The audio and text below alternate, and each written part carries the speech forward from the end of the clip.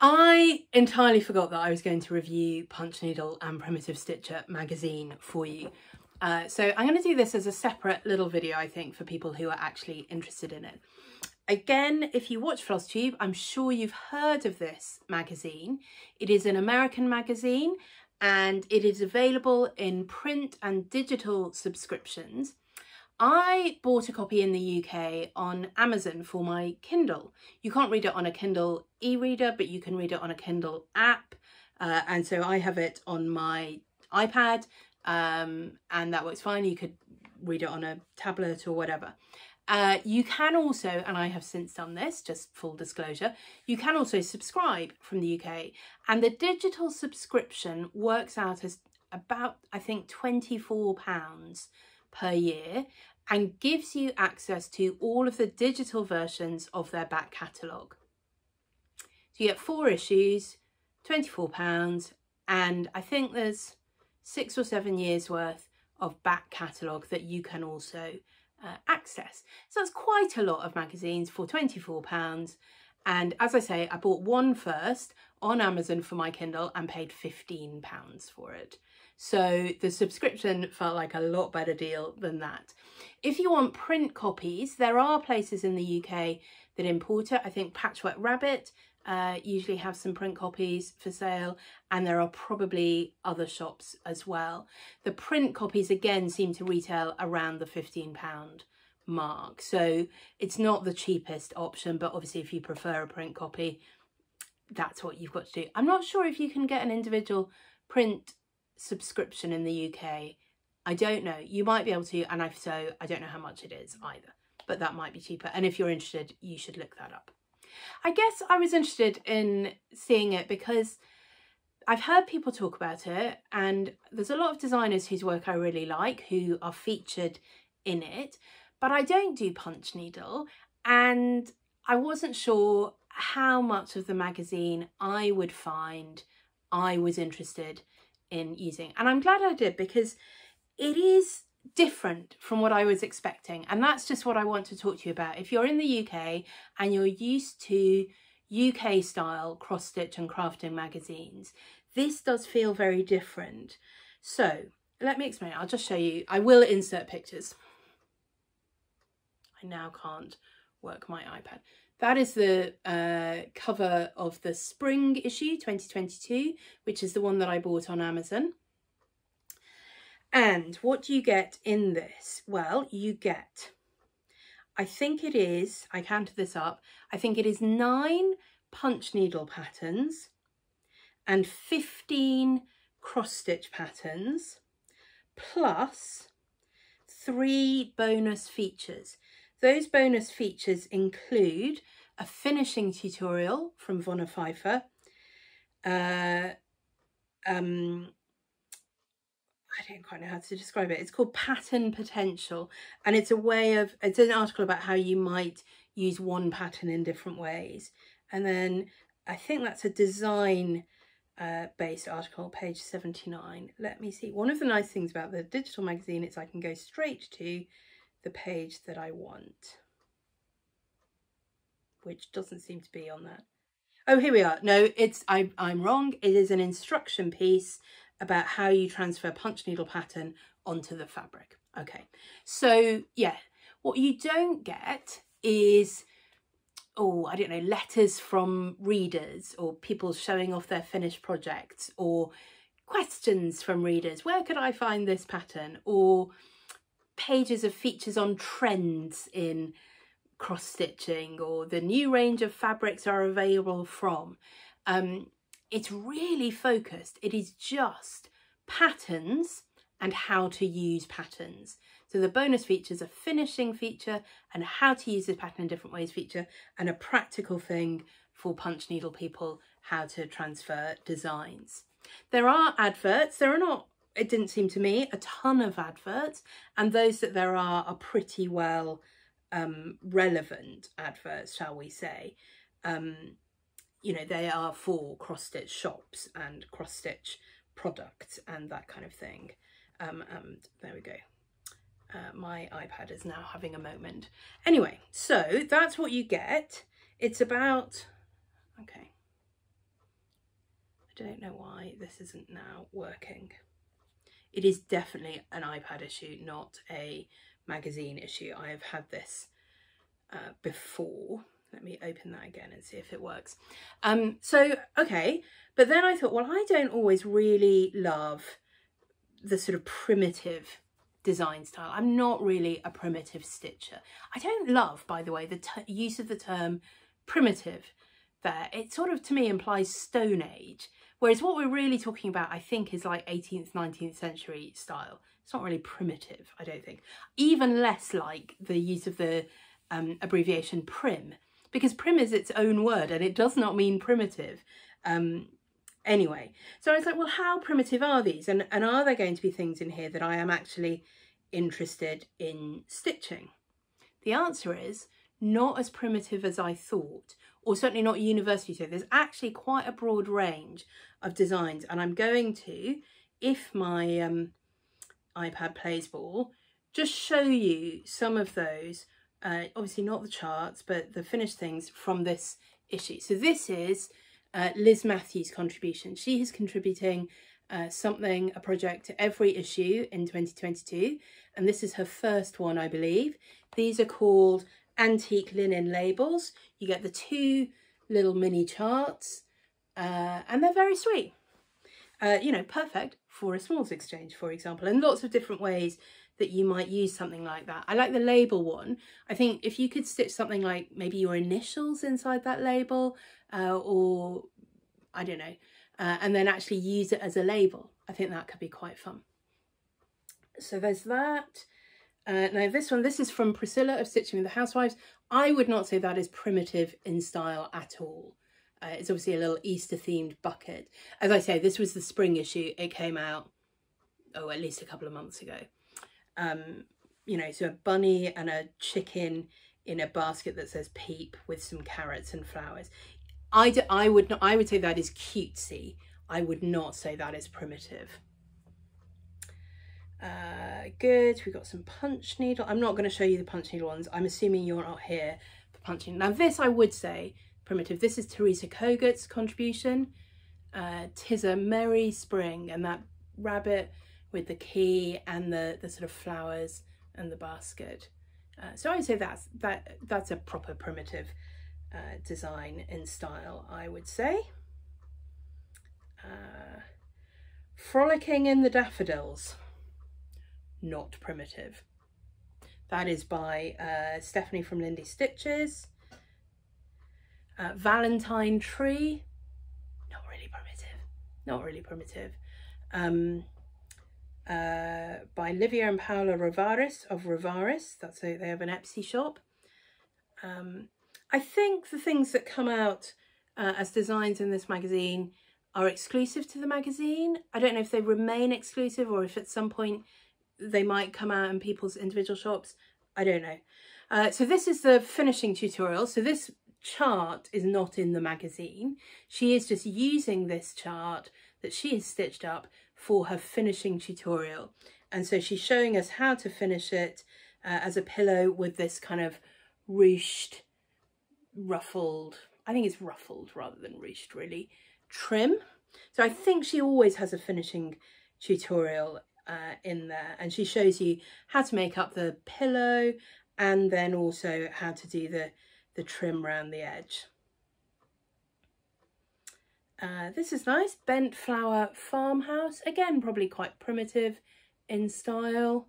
That is by Teresa Miller of Teresa's Primitive Treasures. So yep, Spring Smiles in Flowers. That's not a primitive design. I quite like that one. I think the flowers are really pretty. That is by Nurden Camber of Twin Peak Primitives. She calls it primitives. I would not have described that as primitive. I don't know whether she has a wider range of styles than the name of her business would imply. This is by Teresa Vanette of Shakespeare's Peddler. Cathcart's Scottish Pillow. So this is a motif I think that she's taken from an antique sampler. I think it's from the antique sampler behind. Yes, I think it is. And she's just taken that sort of motif. Yeah, there is a nice picture actually. That's the original sampler with the little pillow and the motif she's taken from it. I Love You With All My Quaker Hearts. So that's really Quaker in style. I think that one could easily be done in a whole range of different colours and styles. That is by Rebecca Noland of Lucy Beam. The Song of Spring by Nicole Franklin of Kaniki's Prims and Whims. I think that's one of my favourites in the book, actually. And again, I would not stitch that in primitive colours, and then I don't think it would feel like a particularly primitive style.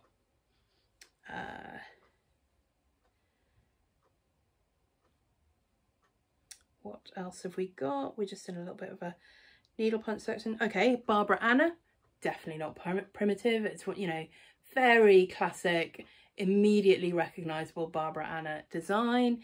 Dreaming Queen Bee. A Wisdom of Wombats, not primitive. This is by Janine McGowan of The Blue Flower. I really like that.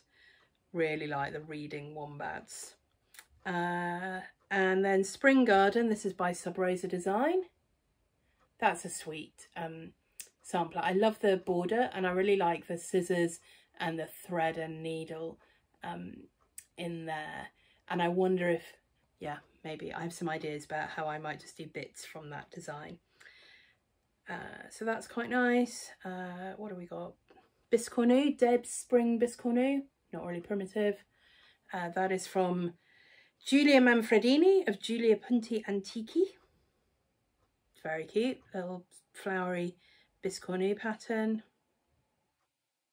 If you're a stitcher who would like to try Punchneedle, you might be really interested in that design. I think that's pretty cute. I do not want to do Punchneedle, but I do like that design. That is by Susan Davis of Aunt Susie's House, if you're interested in finding that a bit more. And then Kitten Stitcher, that's an advert. There we go. I was like, I'm sure I don't remember that pattern. And then we're back to the end. So those are the sort of patterns you get.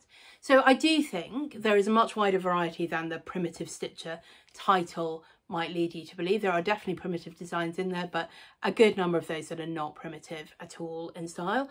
And I guess, you know, it just depends who's contributing, what sort of style patterns you're going to get. One thing I did notice that again feels a bit different from what you might expect in a UK style cross stitch magazine, the patterns are pretty much all smalls. There are one or two that are maybe slightly bigger than a small, but there are no really large projects in there. And, you know, quite often in a UK magazine, you'll get a really large project, but a part of it is released in each issue for the next 6 months. That doesn't seem to be a thing in there. They're all complete patterns, but there's nothing that's a really large project. That's fine, but it's just worth knowing. If you don't stitch smalls, you might be really disappointed in this magazine. If you want to stitch more smalls, then you might be really delighted with that. So I think there weren't loads of things in that issue that I thought, yeah, I definitely want to stitch that. There are some that I think I might well stitch, but it was interesting enough to me that I thought I'd really like to have access to that back catalogue. I bet in that back catalogue there's a lot of things that I would be interested in stitching. And I just like that it's a magazine that doesn't have loads and loads of filler. You know, you're not swiping through pages and pages of adverts, and you're certainly not swiping through pages and pages of just not very interesting chat, you know. And you don't have a how to do cross stitch guide in every issue of every magazine, because it sort of assumes if you're interested in buying this magazine, you already know how to cross stitch. And if you don't, there's a ton of tutorials already out there. There's some, you know, every model stitch has its own different kind of finish. So some of them are finished in hoops. There's the biscornu, there are pillows. You know, there's just things that you look through and think, oh, that's interesting how she's done that. Like, I really like the finish on this. You see how she's layered it on another piece of linen, and then, I don't know, with some kind of backing board, and then sort of pinned or nailed through, tacked to a board there. That's a really nice finish. It's different from a frame, but reflects the style of the piece. Excuse me. So yeah, I do like it. As I say, I have now subscribed. I think £24 for the year, £6 for an issue, 15 patterns for £6. I mean, even if you only do 1 or 2 of them, that's a lot less than you might pay buying those patterns individually. You know, this is one of the bigger charts, I suppose. That finishes up at 7 3/4 by 7 3/4, so about an 8-inch square. And obviously, you know, some of these, it depends. The finish size obviously depends on what fabric you choose. But yeah, you know, that's something that's not really my style, but if you know someone with a black poodle, they might absolutely love it. It does feel, I guess this is one of the things about my cross stitch journey, and I wonder if I am not the only one. When I was doing cross stitch when I was a teenager 30 years ago, the kind of patterns you got were what I would call twee. I mean, that may not be entirely true, but in my local, you know, because you weren't shopping on the internet, so in my local craft shops, they mostly focused on twee. You could certainly get sort of Mirabilia style things and dimensions kits, but there weren't things that really appealed to my aesthetic very much. And so I did some charts of my own. I used to borrow books from the library and find sometimes tapestry patterns that I liked and would sort of do in cross stitch, or I had those sort of Kay Facet books, and you know, he was all just design your own, and so I did do that, but they didn't feel like patterns that really fitted my aesthetic. And I haven't really spent lots of time looking at the inside of UK cross stitch magazines. I'd see them on the shelves when I was buying sewing magazines or knitting magazines, whatever, but the covers also seem to tend towards twee / whimsical / cutesy, I guess. And I don't think that's an entirely true picture of how they are now. There's still quite a lot of that, but often in those magazines you get things that are of a different style, that are interesting to me. I have a Readly subscription, so I don't buy them, but I do generally just flick through each issue to see if there's something that catches my eye that I might want to stitch. And I think I will certainly go back through some of those archives looking for little animals to add to my small and great animal stitching project. So I'm not dissing UK cross stitch magazines at all.